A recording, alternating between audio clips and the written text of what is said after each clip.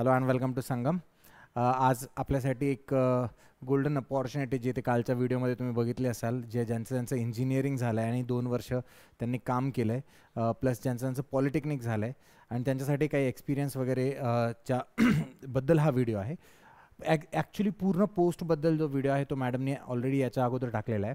132 एकूण 132 वॅकन्सीज आहे. खूप छान अपॉर्च्युनिटी. एक्झामची जी लेवल असणार आहे, सो जे स्टुडंट्स आहेत, those students who can study for like they can give 4 to 5 hours. 4 hours is also enough, 3 hours is also enough. काही एकदम शॉर्टमध्ये नोट्स तुम्हाला देण्यात येईल. सिलेबस डिकोडिंगचा एक व्हिडिओ आहे, तो बघून घ्याल. आम्ही उद्या वगैरे येईल तो बघून घ्याल. अतिशय सोपा सिलेबस आहे. मी म्हणू शकतो तुम्हाला नॉर्मली जे तुम्ही बघता त्यातला सिलेबस नाही आहे. थोडासा युनिक वेगळा असा सिलेबस आहे, तो बघूया. पण हा व्हिडिओ ज्यासाठी आहे ते त्या गोष्टी बघूया. फॉर्म भरायला अजून वेळ आहे. 15 तारखेपर्यंत तुम्ही भरू शकतात. बट प्लीज ट्राय करा, फॉर्म करेक्ट भरा. काही डाऊट्स असले तर कॉल करा आणि विचारा एक वेळा की sir what can we do. So this video is particularly for clarification over the qualification in the exam. Problem हा आहे की मुलांना क्वालिफिकेशन कळत नाही आहे. कोणी म्हणते सर मी ट्युशन्समध्ये शिकवतो, प्रायव्हेट ट्युशन्समध्ये, तर मला तिथला एक्सपिरियन्स चालेल का? तर सगळ्यात पहिले आपण स्टार्टपासून सुरू करूया. म्हणजे तुम्ही क्लर्क असाल कुठेतरी गव्हर्नमेंट जॉबमध्ये ऑलरेडी सिलेक्टेड असाल किंवा प्रायव्हेटमध्ये काय काम करतात, तरी आपण इथे सगळे डाऊट्स एकदा क्लिअर करू. बघा, minimum qualification diploma engineering or technology at least second class pass पाहिजे. हे तुम्हाला माहिती आहे ऑलरेडी काय आहे. पर्सेंटेज वगैरे CGPA वरतून काढून घ्या. ॲटलिस्ट सेकंड क्लास पाहिजे, सेकंड क्लास किंवा फर्स्ट क्लास. ठीक आहे. इंजिनिअरिंग आणि डिप्लोमा तुम्हाला माहिती आहे, पॉलिटेक्निक तुम्ही केलेलं असावं. नेक्स्ट थिंग इज अनुभव. इथे सगळ्यात मोठं क्वालिफिकेशनचा इश्यू सगळ्यांना येतो आहे. तर work experience of professional or teaching or administrative cadre. So what does this mean? सगळ्यात पहिले तर तुम्ही जर मेकॅनिकल इंजिनिअरिंग केलेली आहे आणि मेकॅनिकल इंजिनिअरिंग रिलेटेड फील्डमध्येच तुम्ही टीचर असाल, त्या रिलेटेड फील्डमध्येच तुम्ही जर जॉब करत असाल, तोच एक्सपिरियन्स धरला जाईल, बाकी एक्सपिरियन्स धरला जाणार नाही. तुम्ही म्हणाल की सर मी मेकॅनिकल इंजिनिअरिंग केली आहे, मी एक्सेट्रा इंजिनिअरिंग केली आहे आणि मी MPSC UPSC किंवा 11वी-12वीच्या बायोलॉजी वगैरे विषय शिकवतो क्लासेसला, चालणार नाही. ठीक आहे. Most probably because the thing is की इथे प्रोफेशनल लिहिलेलं आहे.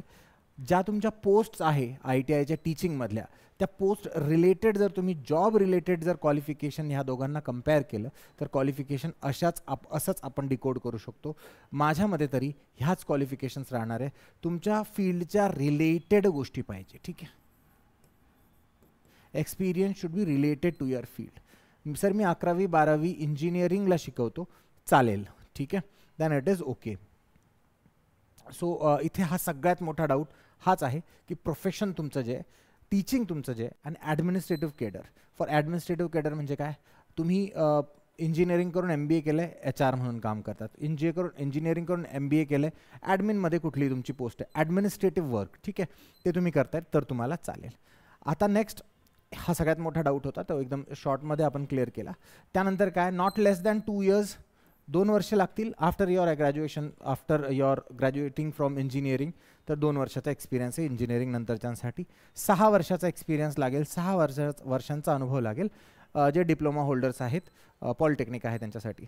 तर तुम्ही जर कुठे 1 वर्ष, कुठे 2 वर्ष, कुठे 3 वर्ष, कुठे 1 वर्ष वगैरे असं केलेलं असेल तरीही चालेल. बट सगळे एक्सपिरियन्सेस तुम्हाला जोडावे लागतील.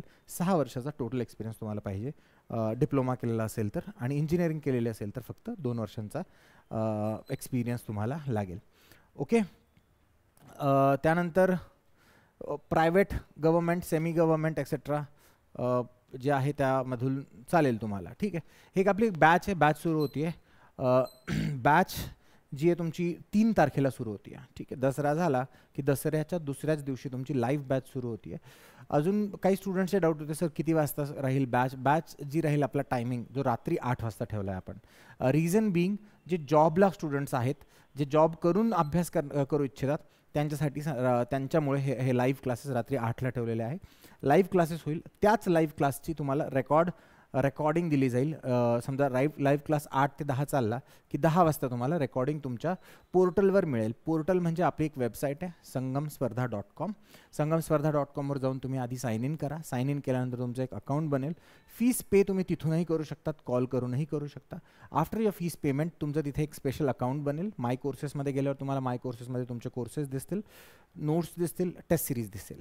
पर डे टेस्ट तिथेच मिळतील. पर डे जे क्वेश्चनर्स असेल, टेस्ट सिरीज असेल, सगळं तुम्हाला टेस्ट सिरीजवाल्या सेक्शनमध्ये मिळेल. 2 प्रकारे टेस्ट तुम्ही अटेंड करू शकतात. एक आहे live test. For example if you want to give it live, तुम्ही क्लिक करून तुमची लाईव्ह टेस्ट सुरू होऊन जाईल कम्प्युटरवरती, मोबाईलवरती, तिथेच. बट तुम्ही PDF डाउनलोड करून, झेरॉक्स काढून, फोटोकॉपी करून त्याला बसून 1 तासाच्या वेळेतसुद्धा सोडवू शकतात. खूप इम्पॉर्टंट एक्झाम आहे. एक्झाम तुमची कम्प्युटर बेस राहणार नाही आहे, MPSC घेते. So exam will be offline only. तर ऑफलाईन PDF डाउनलोड करून सॉल्व करण्याचा प्रयत्न करा. आणि ट्राय करा की तुम्ही कुठलाही क्लास जॉईन करता, आमचाही करत असाल तर तुम्ही एक वेळा आपल्या नोट्सच्या सॅम्पल्स तुम्ही एकदा म्हणजे घ्यायला हव्यात. ठीक आहे. इंजिनिअरिंग स्टुडंट्समध्ये क्वालिटी ही असते की तुम्ही सॅम्पल्स किंवा कुठल्याही नोट्समधून अभ्यास खूप चांगला करू शकतात रादर दॅन टीचिंग. ठीक आहे. आय नो दॅट व्हेरी वेल. ठीक आहे. तर नोट्सचाही आपण एक सेपरेट प्रोग्राम काढला. तर आपले वेगवेगळे मॉड्यूल्स आहे ह्या प्रोग्राममध्ये. तर तुम्हाला काहीही लागलं तर तुम्ही एकदा कॉल करून विचारा. ठीक आहे. That's it from my side. काही डाऊट असेल तर कॉल करा. Thank you so much.